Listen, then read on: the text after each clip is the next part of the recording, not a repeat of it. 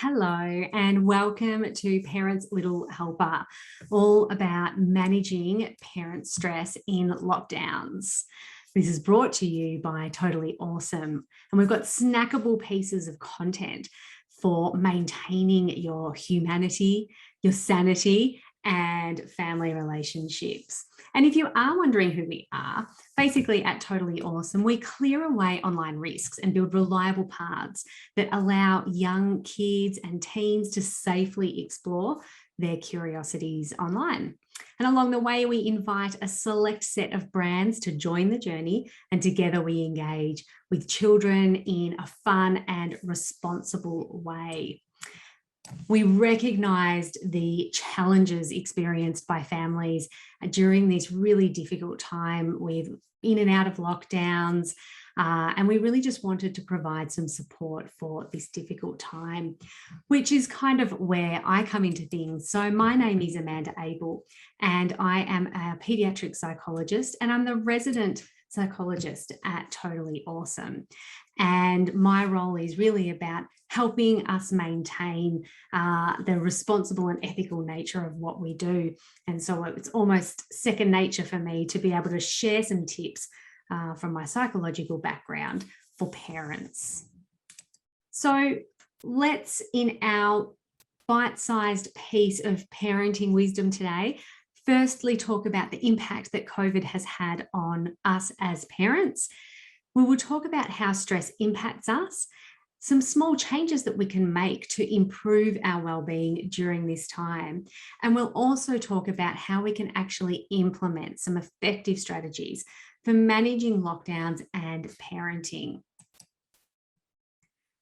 So firstly, thinking about the emotions that we experience in lockdowns, you'll see in this little word cloud a whole heap of likely very familiar words and emotions that you may have experienced yourself, and certainly other parents have as well. You might notice that there's some really confronting and challenging words in there, and it's really reflecting the experience that we have had as parents. So the main point here is to really acknowledge the stress and the hardship that we have experienced as parents during the pandemic. And we know that almost 23% of women, so 1 in 4, have experienced high or very high levels of psychological distress during the COVID experience for us. And this information certainly was reflected in June 2021. So it's definitely a current statistic that is reflecting the longevity of the COVID experience for so many of us. But interestingly, the biggest concern for parents of primary school age children at the moment is mental health.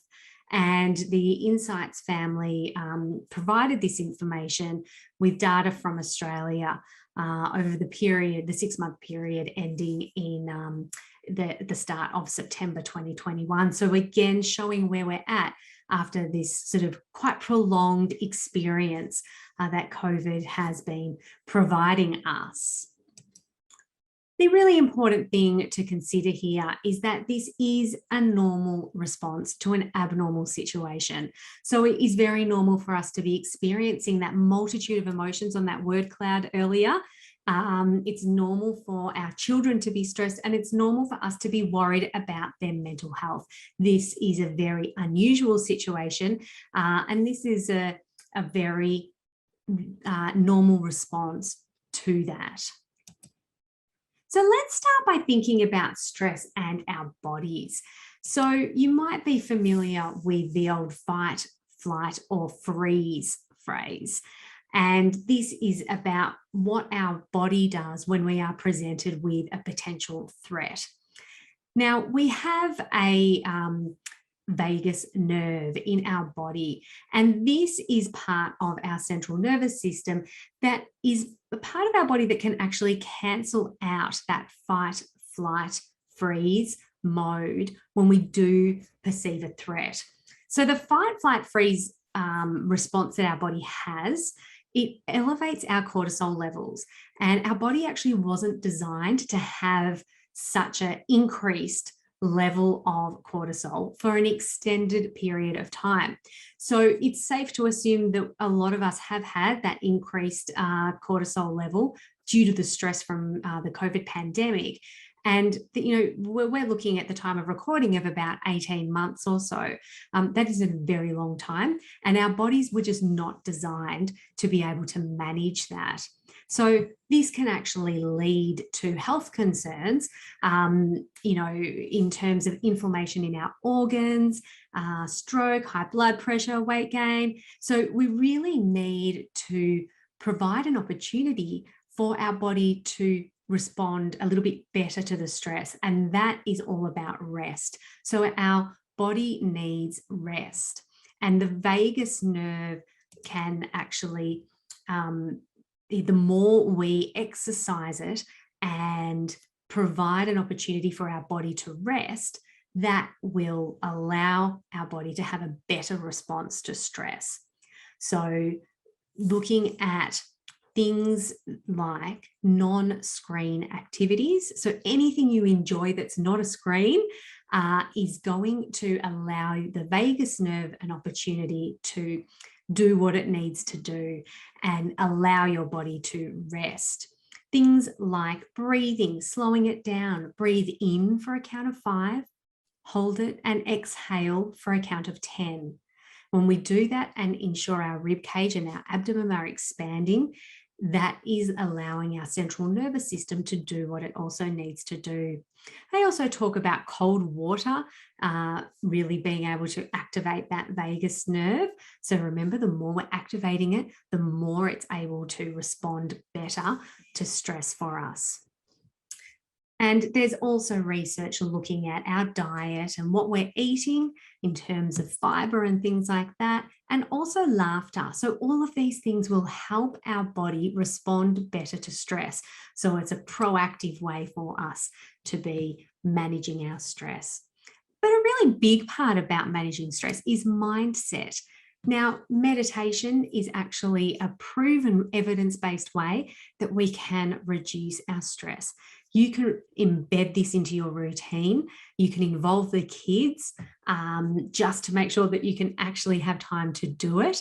And there's a lot of fantastic apps that you can use that have really short meditations that are actually really helpful if you don't have a lot of time.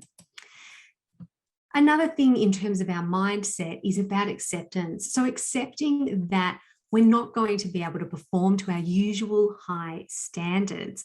We need to accept that our kids won't be learning in the same way as usual if they are doing remote learning and they're school-aged.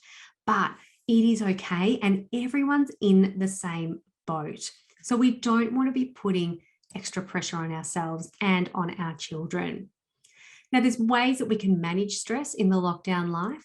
Setting aside time to play and genuinely connect with our kids is really important, and it doesn't take a huge amount of time. Getting out into nature, giving ourselves permission to say no, and getting physical and making time for it daily. All things that will be really helpful. If you're working and parenting from home, try to exercise some flexibility in your attitude and your timing. Maybe look at the structure of your day and how can you increase the structure and implement some more routines and rituals, because we know that structure decreases our sense of anxiety. So just focusing on some changes that we can make there will be really helpful. Again, our attitude and remembering this is not forever. So just looking for the positives that are present at the moment and really trying to focus on that rather than worrying about the future and how long this is going to last. And try to embed fun into your days. So whether that is about having a picnic in the living room or camping in the back garden or doing a couple of science experiments with the kids. But if we can shift our thinking into trying to enjoy some of those activities, we will actually feel a lot less stressed. But we need to really focus on how we can implement strategies, because I think it's one thing to give a whole heap of recommendations, but it's another to actually really understand how we can put these things into place. I think firstly, remembering that stress makes us forgetful. So think about, if this is a problem for you, what can you put in place to help yourself? Using some strategies like Asana or Trello, or an old school Kanban poster stuck on your wall, or to-do lists, or alarms on your phone. But just thinking about what could you do to help yourself remember things will be really helpful. And then you'll spend less energy worrying that you are forgetting things. Multitasking is another. Take the kids out for a walk, use that as your time to connect with them. Or if they're playing at the playground, use that as a few moments to be mindful or to get active yourself.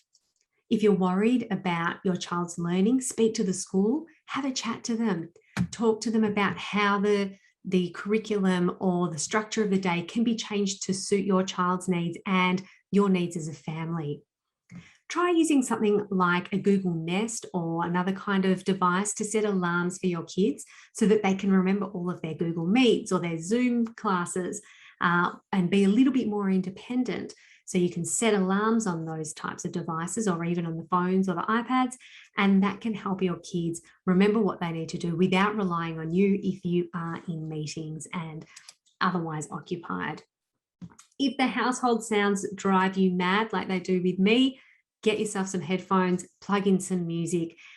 There's obviously a heap of great playlists and things out there, and that can help to drown out some of those sounds that might be really distracting. Look for patterns in your day and your week. And if there's periods that are consistently easier or harder than others, try to schedule your work accordingly. Maybe do a weekend cook up or prepare lunch boxes in advance so the kids can help themselves throughout the day when they're at home. And look at ways that you can multitask to fit in self-care. Walk at night with a friend as a way to have some social contact, but also get active. Pop in some meditations or listen to podcasts while you're getting ready in the morning. But look at how you can effectively use your time. It's not forever, it's just for now. I always talk about using schedules, visual schedules, and routines to really help structure a day. And this is something that you could even use with your kids, and it can help give them a little bit more independence while you are working. So you simply just pop in the different activities that they're doing each day. For younger kids, it might be like what's on your screen with some pictures that you can sort of cut out and stick into the correct order each day. Sometimes we'll just use blue tack or Velcro dots and things like that. For some kids, it's easy. Just write a list of what they need to do in the different times or the order that they need to do those things. Just giving a schedule and a structure like that really is helpful for kids to be independent. They'll know what's ahead, and it also lets you kind of step back a little bit and leave it up to them. But my parting words are that this is not forever. It's just for now. Find some tools and strategies that will work for you now and that are effective, and go with that. And what works today may not work next week, and that's completely fine. Be flexible with your attitude, be flexible with how you are willing to implement strategies, and you'll find that you'll probably be able to get through things a lot more easily.